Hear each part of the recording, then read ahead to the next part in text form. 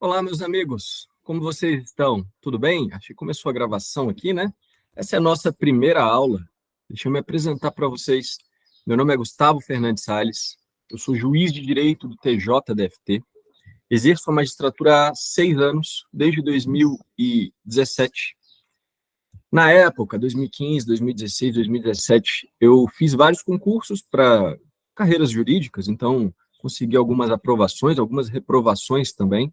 Fui aprovado para promotor de justiça do Ministério Público do Estado de Goiás, para juiz de direito, Tribunal de Justiça Estadual, para juiz federal do TRF da 4ª Região, e pude escolher aquele concurso que eu gostava mais, que me interessava mais. O meu objetivo sempre foi o TJDFT, a magistratura, porque sempre morei no DF, já tinha sido servidor do TJDFT, enfim.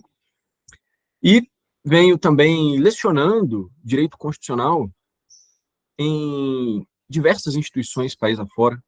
Por exemplo, eu sou professor do curso de pós-graduação em Direito Público da Escola da Magistratura do DF, também sou professor do Instituto de Direito Público aqui em Brasília, sou pós-graduado em Ordem Jurídica e Ministério Público pela Fundação Escola Superior do MPDFT e mestre em Direito Constitucional pelo Instituto de Direito Público aqui em Brasília. Autor de obras jurídicas também.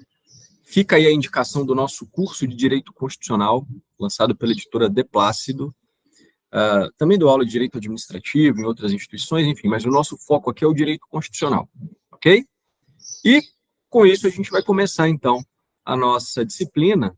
Eu vou compartilhar com vocês os slides. Deixa eu ver se vai aparecer aqui para a gente. Janela, compartilhar. Vamos ver se vai aparecer. Bom, ok. Apresentação de slides está aqui. Deixa eu só colocar a tela cheia. Ok, meus caros. Estamos aqui no Magistrar. Essa é a nossa primeira aula, depois dessa breve introdução. O nosso tema é o constitucionalismo. O que se estuda em constitucionalismo? Na verdade, faz parte de um tema maior, que se chama Teoria da Constituição, né? A Teoria da Constituição, geralmente, é o primeiro capítulo, ou o segundo. Alguns livros colocam o primeiro capítulo, como é o nosso caso, Direito Constitucional, que a gente vai falar o que é o Direito Constitucional, qual a sua relação com outras disciplinas, né? O que ele abarca, qual o seu conteúdo. Depois a gente entra na Teoria da Constituição. A Teoria da Constituição, que vai trabalhar temas como a origem do movimento constitucional, que a gente vai estudar agora, do constitucionalismo, conceito, concepções de Constituição, classificações, né, funções da Constituição. Tudo isso vai ser trabalhado em uma aula de Teoria da Constituição, mas, para delimitar bem o tema, o subtópico aqui é o constitucionalismo. Beleza, o que significa isso, meus amigos? Olha só, é um termo equívoco. Se você pega o professor André Ramos Tavares, ele vai nos trazer pelo menos 4 acepções da palavra constitucionalismo. E eu vou indicar para você qual é aquela que você tem que levar para a prova, né? Na prova de concurso, qual é aquela que você vai ter que trabalhar? Qual dessas classificações? Deixa eu voltar aqui no slide, eu ainda estou me perdendo um pouquinho nesse novo programa aqui. Beleza, então vamos lá. Primeira acepção. Quando se fala em constitucionalismo, pode-se falar na mera existência de normas que regulam a vida em sociedade. Então, se eu pegar qual era o constitucionalismo das primeiras sociedades tribais, antes da formatação do Estado moderno. Tinha alguém que era o líder da tribo, pela força, o mais forte, e a distribuição de tarefas se dava, os homens faziam tais atividades, se fosse mulher, fazia outra atividade. A passagem da adolescência ou da infância para a maioridade era feita por um ritual X. Essa era a constituição daquela sociedade tribal. Constituição no sentido de elementos que formam aquela sociedade. Do mesmo modo que eu falo, qual é a constituição de um livro? Papel, tinta. Qual é a constituição daquela sociedade? Quais são as normas fundamentais que regulam aquela sociedade? Não precisam nem estar escritas, podem ser normas orais, costumeiras. Isso é constitucionalismo em um sentido bem amplo. É a acepção que está aí na letra A. A letra B traz a imposição de que haja cartas constitucionais escritas. Aqui nós temos um constitucionalismo em sentido estrito, não mais em sentido amplo. Só é Constituição aquela carta, aquele texto escrito que traz as normas fundamentais de uma sociedade. Então, o constitucionalismo, em um certo momento, ele passa a ser um movimento que prega a necessidade de que haja textos escritos fundamentais, como ocorre pós-Revolução Francesa e pós-revoluções liberais do final do século XVIII, a gente vai ver. A letra C traz que o constitucionalismo pode ser também a evolução histórico-constitucional de um determinado Estado. A gente vai estudar isso aqui hoje, nessa primeira aula. O que é o constitucionalismo brasileiro? É o estudo das constituições pátrias, desde 1824, no Império, até a atual de 1988. E, por fim, a letra D é o termo mais comum, é a acepção mais comum, melhor dizendo, de ser utilizada, até negritei, é o movimento político-social de origens remotas que tem pretensão de limitar o poder arbitrário. Então, veja, é um movimento antigo, cujas origens se perdem no tempo. Eu vou trazer aqui, para fins de prova, quais são suas origens, as etapas do constitucionalismo, mas é esse movimento que quer limitar o poder arbitrário. Olha só, o professor Karl Loewenstein, professor alemão, que é referência mundial no assunto, ele vai falar o seguinte, ó, a história do constitucionalismo não é senão a busca pelo homem político das limitações do poder absoluto exercido pelos detentores do poder. Então, é a busca pela limitação do poder. E ali no finalzinho, ó, em um sentido ontológico, né, da sua origem, ali, seus, né, na origem do termo, em um sentido de saber qual é a finalidade ali, o telos de toda a Constituição, é a criação de instituições para limitar e controlar o poder político. Então, veja, a ideia é a limitação de um poder. Se você pega o professor Wade Lamego Bullos, que também é um grande constitucionalista, ele vai trazer dois sentidos, os dois que a gente já trabalhou, a gente trabalhou 4 sentidos, mas o constitucionalismo em sentido amplo é aquele fato de que toda organização de pessoas tem normas de convívio, né, normas fundamentais, sejam orais, sejam escritas, sejam baseadas na violência, podem ser estados que ainda não tenham, sociedades que não tenham forma estatal, pré-estatal, pode ser até um estado absolutista, que é aquele que não busca limitar o poder. O que importa é que haja normas de convívio. Então, sempre haverá constitucionalismo em sentido amplo. Aqui, sim, se perde desde a origem dos tempos, ou desde a origem da humanidade, pelo menos. Agora, o detalhe é que nessa concepção em sentido amplo, diria eu, amplíssimo, nós não temos ainda a busca pela limitação do poder. Ela começa a surgir a partir de um outro momento, né, um pouquinho mais à frente, antes das primeiras sociedades humanas. A gente vai falar disso agora. Antes, só lembre-se da segunda concepção do professor Wade Bullos, é o constitucionalismo em sentido estrito, que é uma técnica jurídica de tutela das liberdades que vai surgir no final do século XVIII, materializada em cartas escritas. Então, é bem parecida com essa concepção da linha B, né, a letra B, que eu coloco aí na sua tela, imposição de que haja cartas escritas, mas ela vem de uma maneira mais completa como uma técnica jurídica que vai tutelar liberdades. E aí é preciso que isso fique escrito em algum lugar, em cartas escritas. É o constitucionalismo moderno que a gente vai estudar em breve. Beleza? Então, meus amigos, só para voltar aqui para eu conseguir ver o meu rosto, temos, então, a palavra constitucionalismo, já sabemos que ela pode ter várias acepções, e sabemos que a finalidade de uma Constituição, de um movimento constitucional que prega a existência de normas fundamentais, é a limitação do poder. Não se vai respeitar cegamente um poder absoluto. É preciso que o poder seja limitado. Ok. Deixa eu aumentar a tela aqui de novo. Bom, quais são as etapas na evolução histórica do constitucionalismo? A primeira etapa é chamada por alguns professores, como o professor Flávio Martins Nunes Júnior, de pré-constitucionalismo. É um nome que eu gosto muito. Outros chamam de constitucionalismo primitivo. O professor Wade Bullos chama de constitucionalismo primitivo. Essa etapa vai desde que surge a humanidade até o ano 4000 a.C. O que acontecia nessa etapa? Aqui temos aquele constitucionalismo em sentido amplo, amplíssimo. Apenas a existência de normas que regulamentam uma sociedade. Não havia ainda uma busca pela limitação do poder político ainda. O poder era exercido pela força e pronto.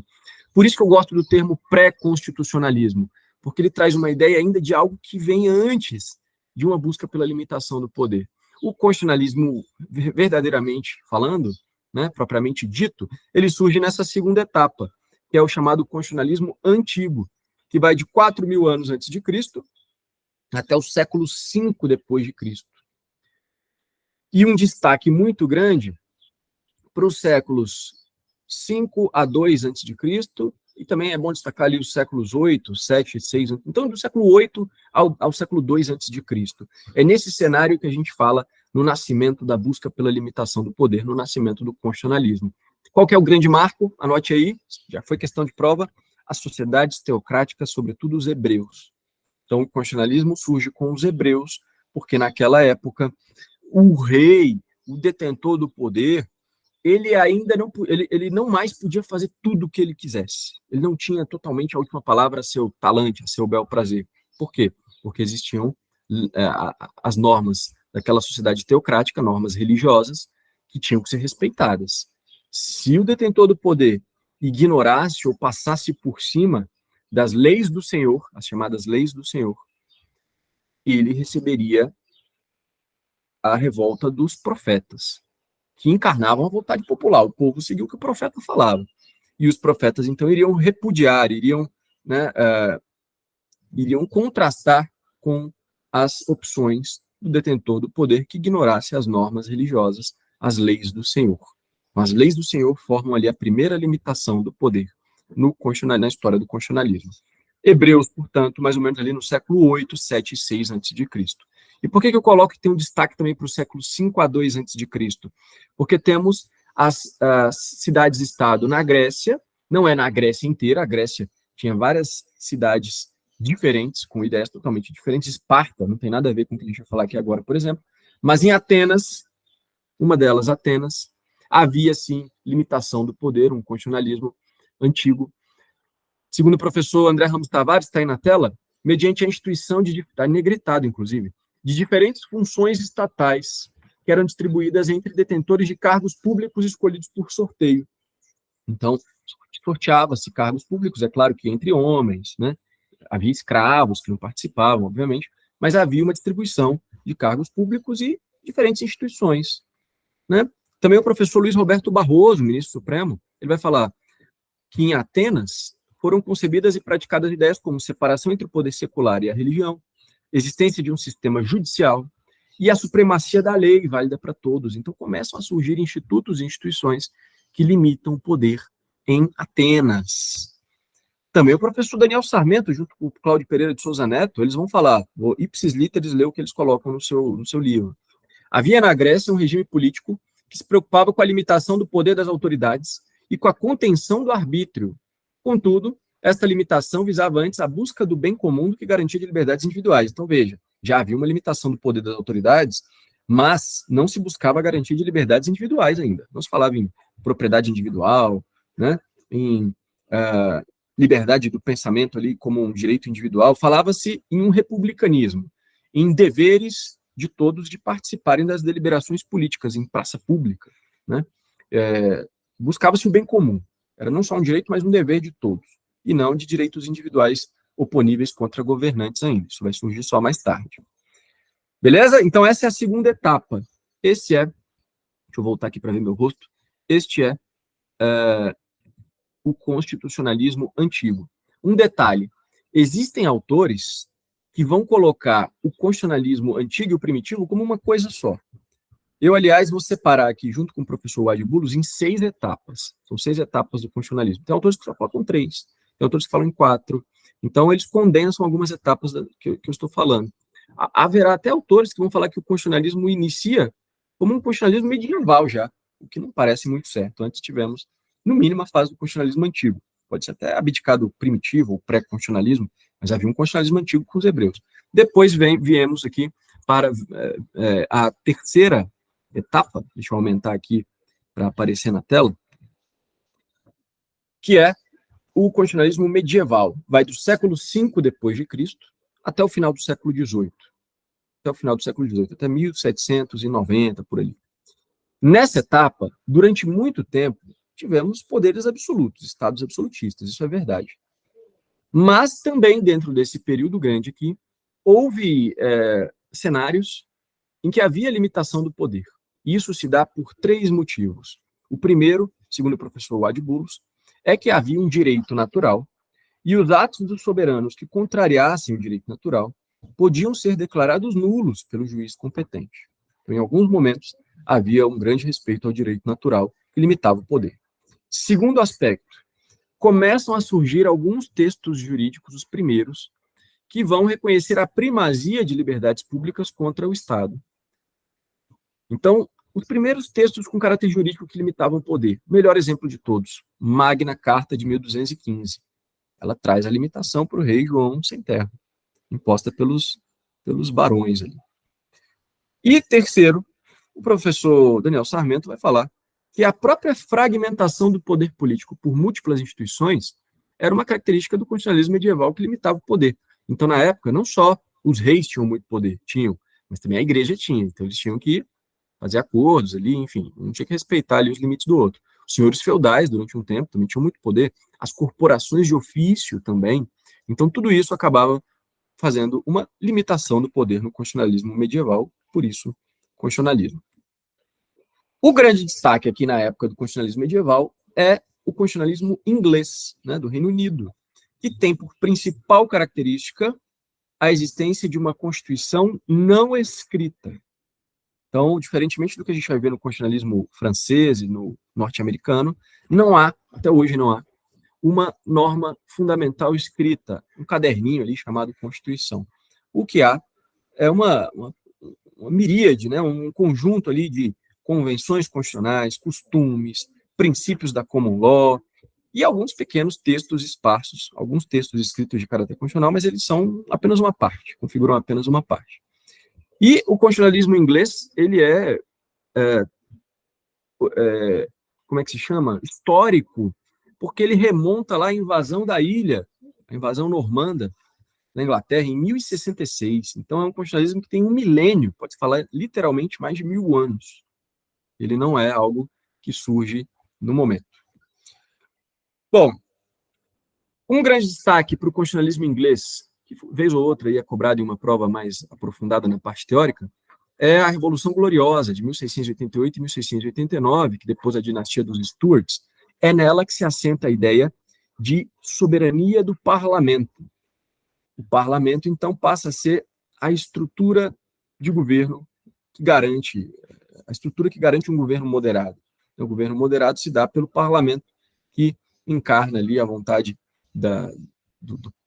dos ingleses e é o órgão que detém maior respeito, né, e que ocupa uma certa superioridade, uma evidente superioridade no constitucionalismo inglês, tanto que lá não se admite controle de constitucionalidade da maneira que se admite, por exemplo, no Brasil, nos Estados Unidos.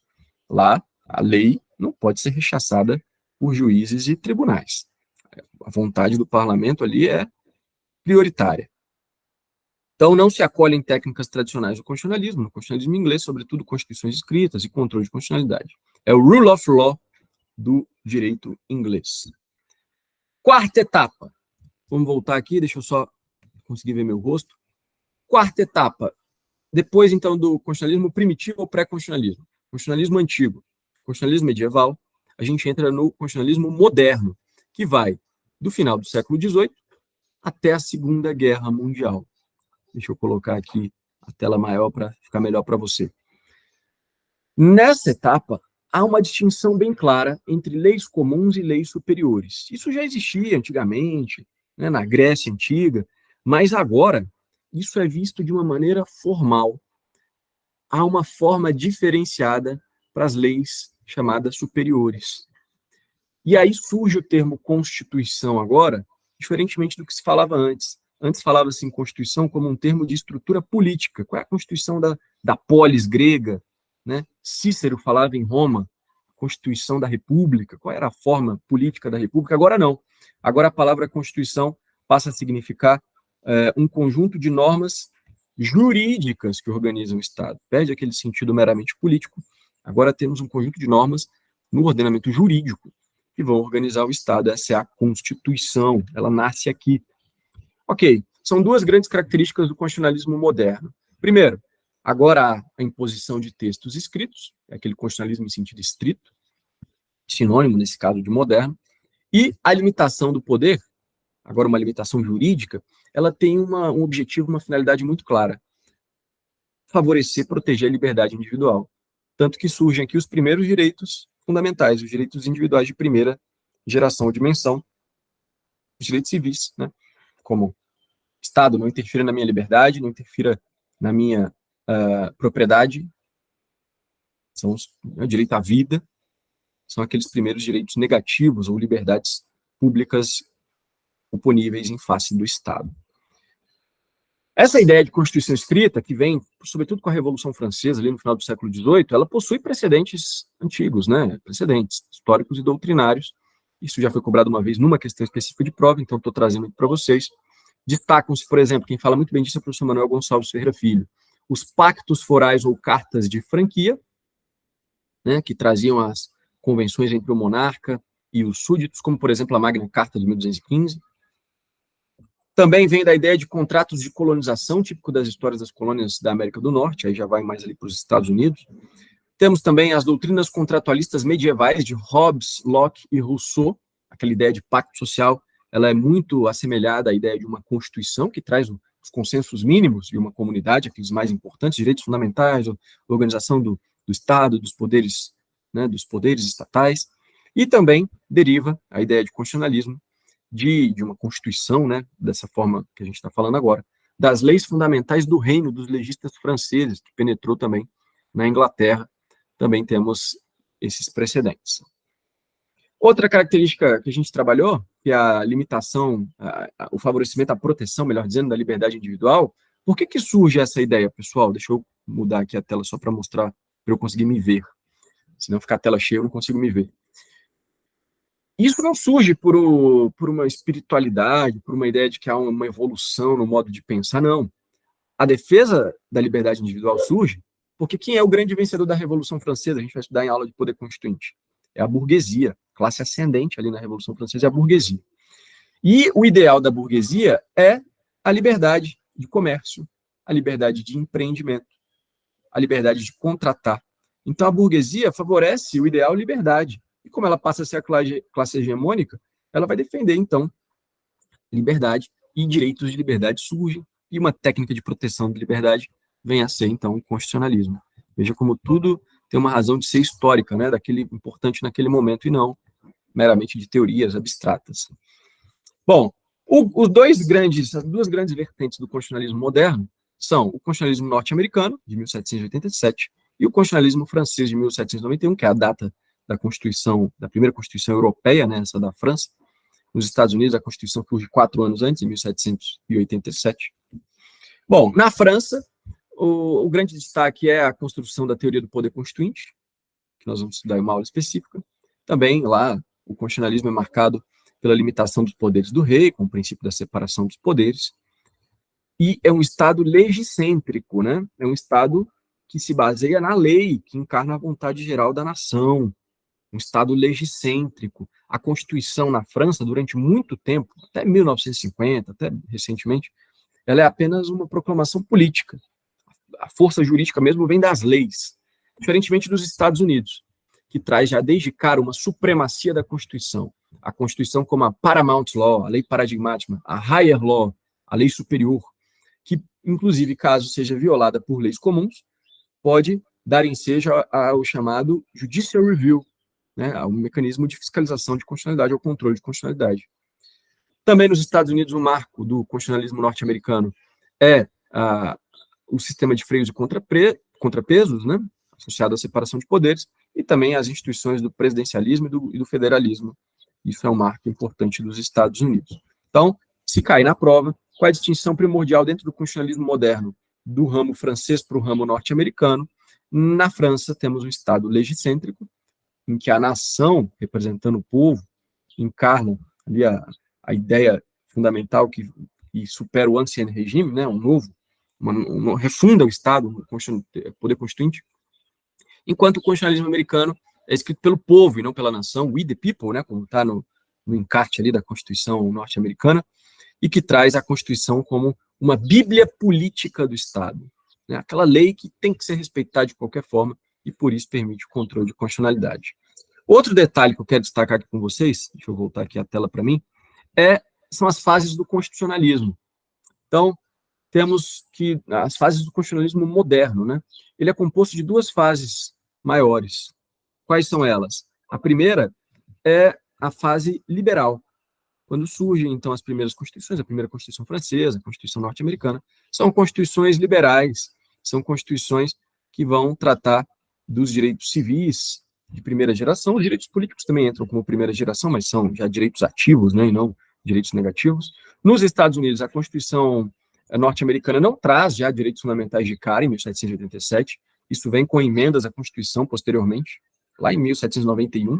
Então, a primeira Constituição mesmo a trazer direitos fundamentais é a francesa, embora ela tenha vindo 4 anos depois da Constituição norte-americana. Beleza, então nessa fase liberal, o que se tem é a defesa do Estado liberal, o liberalismo, em que o Estado não interfere, né, na economia e deixa ali a mão invisível do mercado atuar.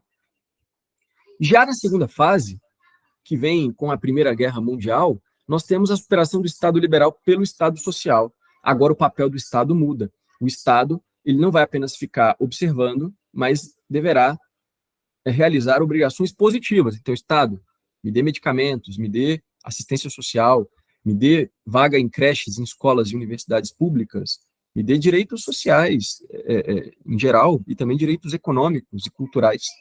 Agora, temos um Estado que abandona a postura abstencionista e vai interferir positivamente nas relações da sociedade. Ok? Quais são os dois grandes documentos da fase social do constitucionalismo moderno? A Constituição Mexicana, de 1917, que é a primeira a tratar dos direitos trabalhistas de forma sistematizada, e a Constituição da República de Weimar, da Alemanha, de 1919, que é o grande documento que vai influenciar o mundo inteiro, inclusive influenciar a primeira Constituição Social do Brasil, que é a de 1934. O constitucionalismo moderno, então, passando pela fase liberal e chegando na fase social, deixa eu voltar a tela aqui para mim, ele vai até a Segunda Guerra. A Segunda Guerra é um marco que transforma agora o constitucionalismo, que antes era chamado de moderno, no constitucionalismo contemporâneo, a quinta etapa que a gente está estudando. E é a etapa atual que nós vivemos. Constitucionalismo contemporâneo, também chamado de neoconstitucionalismo. É uma expressão que a doutrina vai trazer vários sinônimos. Então, o professor Wade Bullos, eu coloco aí na tela, ele vai chamar de constitucionalismo pós-positivista, constitucionalismo neopositivista. Isso tudo é neoconstitucionalismo, ok? Surge, então, a partir da Segunda Guerra Mundial, na Europa, fala-se agora não mais em um Estado de direito apenas, Rechtsstaat dos alemães, mas em um Estado constitucional de direito. Agora, a Constituição, que já existia desde antes, deixa de ser uma mera proclamação política na Europa e passa a ser o documento fundamental, porque lembra que eu falei que nos Estados Unidos a Constituição já desde cedo, desde 1787, quando ela surge, já é a Paramount Law, a Higher Law, mas na Europa não. Como eu falei, na França, isso se irradiou para toda a Europa, para a Itália, para outros países. Na Europa, a lei, o Estado legiscêntrico, a lei é que imperava. A Constituição era uma mera proclamação política ali. Com o Estado constitucional de direito pós-Segunda Guerra Mundial, percebe-se que é a Constituição que tem que ocupar o topo do ordenamento jurídico, inclusive encarnando valores morais e políticos. Então, quais são as duas grandes características do neoconstitucionalismo ou constitucionalismo contemporâneo, que é a etapa que a gente vive? Anote aí. Primeiro, está até sublinhado aí na sua tela, a superioridade da Constituição, que agora tem que ser garantida por mecanismos de controle de constitucionalidade. Segundo, a absorção em seu corpo de valores morais e políticos. É o que o professor Paulo Gustavo Gonet Branco chama, está em negrito ali embaixo, de materialização da Constituição. Materialização da Constituição significa que o seu conteúdo, com a absorção de valores morais e políticos, tem que ser observado, e não apenas a lei tem que ser obedecida de qualquer forma, tem que se observar qual é o conteúdo da lei, para evitar situações que possam descambar aí para um nazismo, por exemplo, e para o holocausto nazista. Quais são as características do neoconstitucionalismo, ou constitucionalismo contemporâneo, ou, como eu prefiro chamar, quais são os fenômenos relacionados ao neoconstitucionalismo? Eu vou falar de 5 deles, tá? Então, deixa eu mudar aqui para conseguir eu mesmo me ver aqui na tela. Temos o reconhecimento da força normativa dos princípios jurídicos. Então, esse é o grande destaque do neoconstitucionalismo. Percebe-se que as normas não são apenas do tipo regra, mas existem normas do tipo princípio, que tem elevada carga axiológica. Por ter um novo tipo de norma agora, o tipo princípio, é claro que os princípios já existiam desde antes, desde o justnaturalismo, o justpositivismo, com o pós-positivismo também, mas eles mudam de patamar, de importância, de aplicação, né? E, por isso, o segundo fenômeno ali na tela é a nova hermenêutica jurídica. Então, se tem um novo tipo de norma, é preciso um novo tipo de interpretação dessa norma, e agora precisamos de novas teorias de argumentação jurídica, métodos mais abertos de raciocínio jurídico, e aplica-se agora a ponderação, e não mais a aplicação silogística da subsunção. Isso que a gente vai estudar em hermenêutica. Há agora, terceira característica, uma reaproximação entre direito e moral, que não havia no justpositivismo. Agora temos direito e moral reaproximados, inclusive pelos princípios. Temos a constitucionalização do direito, que significa uma irradiação dos valores e das normas constitucionais por todos os ramos do ordenamento jurídico. Agora eu vou colocar uma lupa no Código Civil, e o direito civil agora é um direito civil constitucional, constitucionalizado. Eu tenho que ler as normas civis a partir de valores constitucionais. Também o direito penal, também o direito trabalhista, por aí vai. E, por fim, a quinta característica, o quinto fenômeno, é o crescimento da importância do judiciário e a expansão da jurisdição constitucional. Antes, o judiciário ficava mais ali na dele. Agora, o judiciário meio que se agiganta, né? Por quê? Porque o judiciário passa a ser um controlador das funções típicas dos demais poderes. Ei, legislativo, você editou uma lei que contraria a Constituição, eu declaro nula essa lei. Ei, executivo, você está efetivando políticas públicas que violam direitos fundamentais por sua omissão ou pelo caminho que está tomando, determino que se altere a sua política pública, reforme presídios, construa creches, enfim, muda aí como é que está a política pública. Isso é o judiciário, que é o grande poder, o guardião da Constituição em vários sistemas jurídicos, como é no Brasil, por exemplo. E, por fim, para a gente fechar a evolução histórica do constitucionalismo, a sexta etapa é o chamado constitucionalismo do futuro, ou do porvir, né, del porvenir, como fala o professor Roberto Drome, embora ele tenha esse nome que parece brasileiro, não é José, é José, ele é argentino, e esse professor prevê ali, faz conjecturas de como será o constitucionalismo no futuro, daqui a algumas décadas, daqui a alguns séculos, enfim. E aí ele fala que será identificado com essas características que estão em negrito aí na tela: a verdade, a solidariedade, o consenso, a continuidade, a participação, a integração e a universalização. Então, vou só exemplificar. Continuidade, não haverá uma disrupção, né, disrupturas. Então, um programa de governo não vai ser simplesmente, quando vem uma nova Constituição, eliminado e começa a ser algo do zero. Não, haverá uma continuidade, porque isso traz benefícios. Universalização, haverá uma atuação pensando-se em direitos humanos, e não apenas em direitos fundamentais só daquele Estado. Os direitos são humanos ali, né? Que mais? Consenso, há uma maior convergência do pensamento das pessoas, né? Inclusive participação, todos participam mais ali dos programas de governo, enfim, tudo isso. Universalização também no sentido de que haverá órgãos supraestatais, como um legislativo para todos os países, né? Como, por exemplo, se tenta fazer na Europa, enfim. São características aí do constitucionalismo do futuro. Agora a gente passa para a etapa final da nossa aula, que é o constitucionalismo brasileiro. Lembra que eu falei que o termo constitucionalismo pode ter a acepção de evolução histórica das constituições de determinado país? Então, se falar constitucionalismo brasileiro, o que se quer estudar é a história das constituições pátrias. E aí, vamos começar então, rapidamente, aqui vou bate-bola, tá? Para não perder tempo. A Constituição Imperial, a primeira Constituição brasileira, de 1824, quais são suas características principais? Ela adota um poder moderador, então uma quadripartição de poder, não são 3 poderes, são 4, porque além do Executivo, Legislativo e Judiciário, tem um poder moderador, que é encarnado pelo imperador, e há uma desvirtuação da teoria de Benjamin Constant, que é o francês que trabalha o poder moderador como não um controlador dos demais poderes, mas como alguém que faz ali, na linguagem do futebol, ali, um meio de campo, né, que vai auxiliando os poderes, coordenando. Aqui não, aqui o poder moderador é desvirtuado, passa a ser um superpoder, ele que permite que o imperador demita, né, destitua juízes, casse mandatos de parlamentares, enfim, ele é que manda em tudo. O que mais? O texto era semi-rígido ou semi-flexível, então era uma constituição, a gente vai estudar depois na aula de classificação das constituições, e não era nem só flexível nem rígida, era semi-rígida, tinha uma parte rígida e uma parte flexível. O Estado era unitário, embora houvesse uma certa descentralização, inclusive política, mas era um Estado formalmente unitário. Não havia controle judicial de constitucionalidade, não havia qualquer referência a isso na Constituição de 84, de 1824, perdão. Foi a única religião a trazer foi a única Constituição a trazer uma religião oficial no país, que era a Católica Apostólica Romana. Então, o Brasil era um Estado confessional na época, embora o artigo 5º da Constituição de 1824 permitisse o culto doméstico de outras religiões. Então, dentro de casa, você pode professar outras crenças, mas existe uma religião oficial, que é a católica, igrejas oficiais estatais. Também adotava-se a chamada naturalização tácita. Isso aconteceu nas duas primeiras constituições do Brasil, a de 1824 e 1891.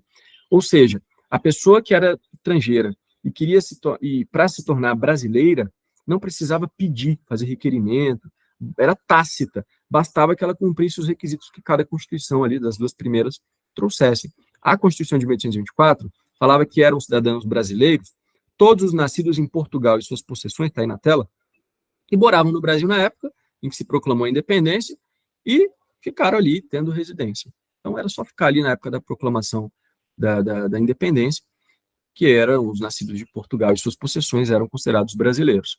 A Constituição de 1891, que é a próxima, ela inclusive faz uma grande naturalização, que é inclusive maior do que esta aqui, porque ela inclui todos os estrangeiros, não só os nascidos em Portugal e suas possessões, na época lá da proclamação da República. Bom, era um texto com pouquíssima efetividade, tanto que ele permitiu que houvesse, deixa eu voltar aqui para mim, um regime parlamentarista. Não estava expresso no texto que haveria um regime parlamentarista, nada disso. Mas durante 4 décadas, de 1847 a 1889, houve um parlamentarismo chamado parlamentarismo às avessas aqui no território, no Brasil. Deixa eu voltar a tela cheia aqui para eu passar. Próxima Constituição, 1891. Você vai anotar que ela volta a ter uma tripartição de poderes, volta não, traz primeiramente a tripartição de poderes. Agora temos o Legislativo, o Executivo e o Judiciário. O Executivo passa a ser chefiado pelo Presidente da República, então traz o presidencialismo. É fácil, essa Constituição é uma cópia descarada da Constituição norte-americana. Então tudo que a Constituição dos Estados Unidos traz, a Constituição de 1891 traz. Inclusive o nome do Brasil é Estados Unidos do Brasil, né? Estados Unidos da América, Estados Unidos do Brasil. Então, ela traz a federação, surge o federalismo, a federação como forma de Estado, surge a forma de governo, o sistema de governo presidencialista, né? Fala pela primeira vez em controle de constitucionalidade difuso, quando cita ali um recurso para o Supremo Tribunal Federal, e na doutrina ali fala-se em um controle difuso, também pode ser realizado pelos juízes, embora na prática não tenha ocorrido, basicamente, mas o controle difuso ele surge, você pode falar que ele surge com a Constituição de 1891, não há mais poder moderador, o Estado passa a ser laico, não tem religião oficial, tem aquela grande naturalização tácita ampliada, né, que eu falei. Temos agora um federalismo, né, ou melhor, uma federação. Era uma federação ainda dual, clássica, em que separava-se apenas a competência da União e competência dos Estados. O federalismo cooperativo ele só surge na próxima Constituição de 34, um embrião ali. Né, então, os municípios não eram entidades com autonomia política, não eram, até tinham uma certa autonomia, mas não eram considerados entes da federação, isso só surge em 1988. Beleza, essa é a Constituição de 1891.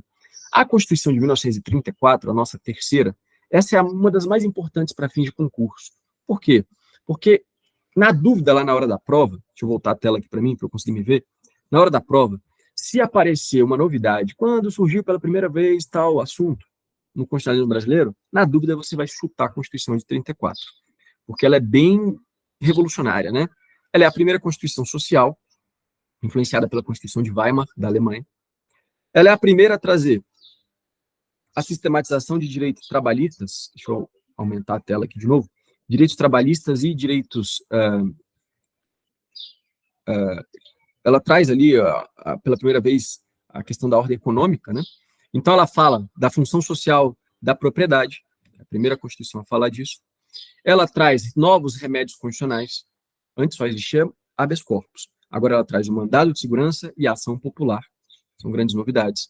O federalismo passa a ser cooperativo, então há competências agora concorrentes, não mais apenas exclusivas, privativas da União de um lado e dos estados de outro. Passa a falar do Ministério Público. Antes, a Constituição de 1891 falava já do Procurador-Geral da República, mas o Ministério Público, enquanto instituição, ele é citado pela primeira vez na Constituição de 34, dentro ali dos órgãos de cooperação nas atividades governamentais, né? Artigos 95 a 98. Era meio estranha ali a posição do Ministério Público, mas ele surge.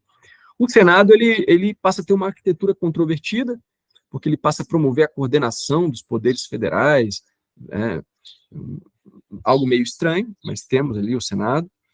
Cria-se a Justiça do Trabalho, embora ela não esteja inscrita ainda no Poder Judiciário, está no Poder Executivo, mas temos uma Justiça do Trabalho.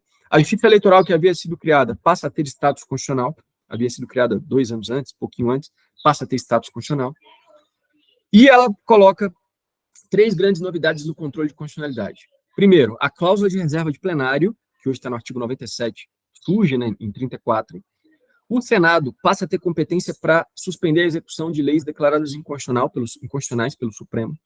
Então, o que está no artigo 52, ali, inciso 10 da nossa Constituição atual, que inclusive é polêmico, né? É objeto de mutação constitucional na visão do Supremo, mas na época surge aqui na Constituição de 34. E também a primeira ação de controle concentrado, a representação interventiva, ou ADI interventiva, não tinha esse nome na época, surge em 34. Cuidado, aqui não é o surgimento do controle de constitucionalidade abstrato. Isso só vai surgir com a ação direta de inconstitucionalidade lá em 1965, a gente vai ver. Aqui não, aqui em 34, temos o primeiro controle não abstrato, mas concentrado, porque era uma ação que só era julgada pelo Supremo. Mas ela ainda não era abstrata, porque a representação interventiva ela é entendida como uma ação concreta, um controle concreto, porque é um litígio interfederativo entre União e Estados, por exemplo, para fins de intervenção federal. Mas o controle concentrado surge aqui, não abstrato, hein? Essa é a Constituição de 34, portanto. A Constituição de 37 foi chamada de apolaca, porque ela foi totalmente baseada na Constituição da Polônia, de 1935, de 2 anos antes, que era fortemente autoritária. Então, ela é uma Constituição que tem, entre aspas, tudo de ruim. Tudo de ruim que tiver, você vai marcar na prova. É uma Constituição que deforma os poderes legislativo e judiciário. Ela dá muita força para o executivo. Então, por exemplo, o legislativo, ele não tem mais o Senado Federal e a Câmara. É a Câmara e um tal de Conselho Federal. O judiciário é enfraquecido porque não se fala da justiça eleitoral. A Justiça Federal some, primeira e segunda instância, não fala assim, ela é abolida aqui, a Justiça Federal. A Justiça do Trabalho mantém, mas continua mantida ainda na esfera administrativa. O parágrafo único do artigo 96, ele falava o seguinte: no caso de ser declarada a inconstitucionalidade de uma lei, que, a juízo do presidente da República, seja necessário ao bem-estar do povo, olha que conceito jurídico bem amplo, né? Bem aberto, bem-estar do povo, promoção e defesa do interesse nacional de alta monta, poderá o presidente da República submetê-la novamente ao exame do parlamento. E se o parlamento confirmar por 2/3 em cada uma das câmaras, ficará sem efeito a decisão do Supremo. Então, deixa eu abrir a tela aqui para mim, para eu poder me ver. O que acontece? Na época, se o Supremo declarasse uma lei inconstitucional, o presidente da República podia provocar um procedimento para superar a decisão do Supremo. Falar, não, Supremo, isso aí que você falou, não, a lei vai valer sim. Só que, veja, precisava da confirmação do Congresso, né? Só que o Congresso ficou fechado na época. Essa aqui é a época de Getúlio Vargas, era Vargas, de 37 a 46. Vargas usou a polícia militar para fechar o Congresso, que não funcionou nesse período. Então, era o próprio presidente da República quem superava decisões do Supremo. Inclusive, com o Congresso fechado, era o presidente da República quem legislava. Por meio do quê? Deixa eu colocar aqui na tela para vocês. Deixa eu aumentar aqui para mim. Já fica para vocês, né? Mas para mim muda quando eu mexo aqui. Com os decretos-lei. Então, na prova, quando surgem os decretos-lei, surgem com a Constituição da Era Vargas, de 37, e permitia que o presidente legislasse, inclusive emendando a Constituição. E é uma Constituição também que traz uma coartação de direitos individuais. Então, os direitos individuais todos tiveram a sua proteção reduzida. Inclusive, houve desconstitucionalização do mandado de segurança da ação popular, que tinham previsão apenas infralegal agora, não tinham mais previsão na Constituição de 37. A Constituição de 46, ela é tida como uma das mais avançadas, mas a principal ideia para fim de prova é que ela restaura as conquistas de 34 que foram abolidas com a Constituição da Era Vargas de 37, com a polaca.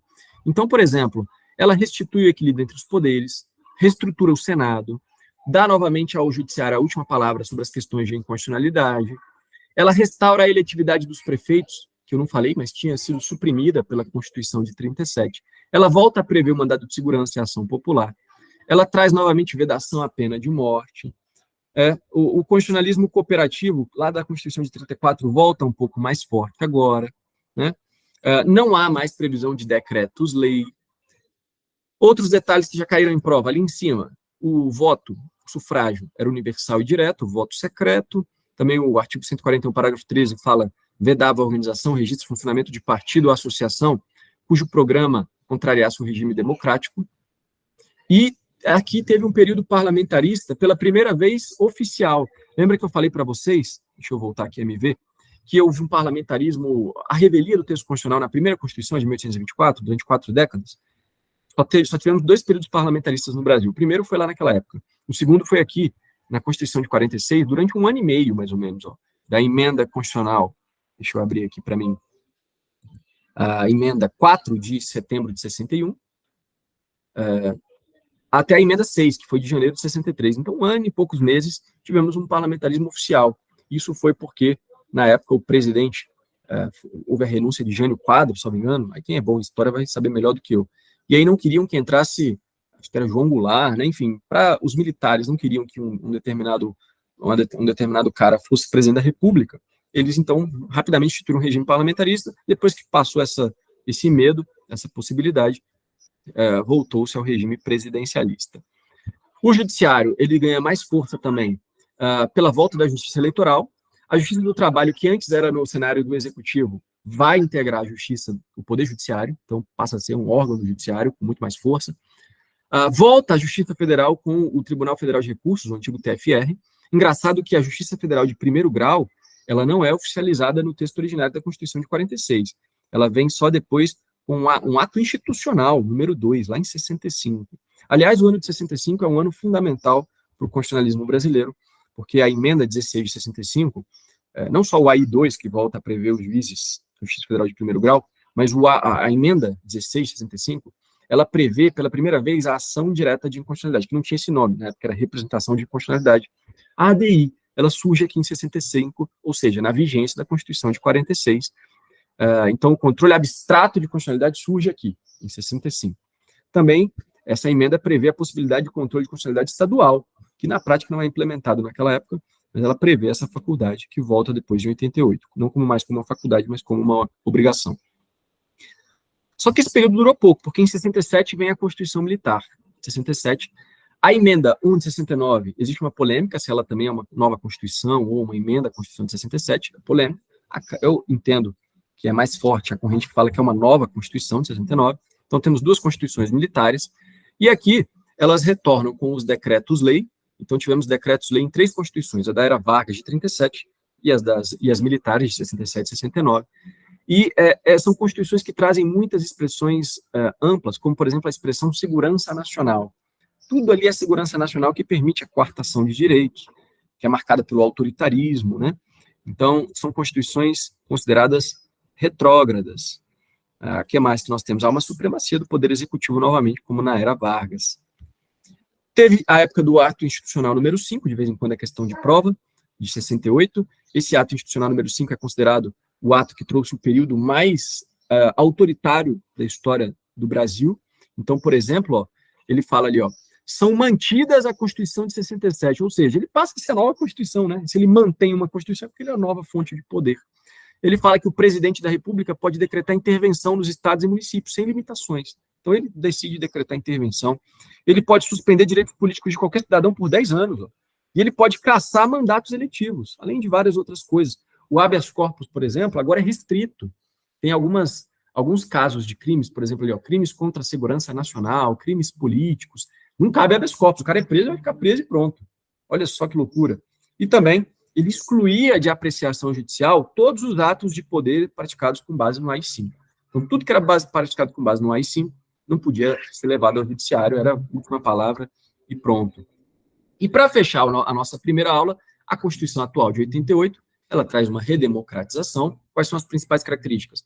Os municípios passam a serem federados, então é um federalismo tridimensional, não é formado apenas pela União e Estados, mas também pelos municípios. Há um federalismo que busca trazer um maior equilíbrio, embora ainda haja uma grande centralização na União, traz novos remédios constitucionais, agora temos o habeas data e o mandado de injunção. A ação popular se mantém, mas agora com novos bens jurídicos salvaguardados, que é a moralidade e o meio ambiente. que mais? Ela traz um rol generoso de direitos sociais, sobretudo direitos trabalhistas, exclui o antigo TFR e cria um Superior Tribunal de Justiça, o que é ainda mais alargado com a Emenda Constitucional 45 de 2004, a reforma do Judiciário, que cria um Conselho Nacional de Justiça, cria súmulas vinculantes e traz competências do STJ, do Supremo, para o STJ, desafoga um pouco o Supremo, traz novas ações de controle de constitucionalidade. Agora não temos mais apenas a ADI, tem também a ADO, a ADPF e a ADC, que surge com a emenda 3 de 93. Os legitimados a deflagrar essas ações agora aumentam, não é mais só o PGR, temos vários ali no rol do 103. O Ministério Público, que na Constituição de 67 era integrante do Judiciário e na Constituição de 69 era integrante do Executivo, era órgão do Executivo, agora finalmente passa a ser um órgão situado fora dos três poderes, dentro das funções essenciais à Justiça. Meus amigos, obrigado e bons estudos, é a mensagem que eu deixo para vocês após o fim dessa primeira aula. Deixa eu ver se eu vejo aqui como parar a gravação. Sucesso para vocês, até a próxima.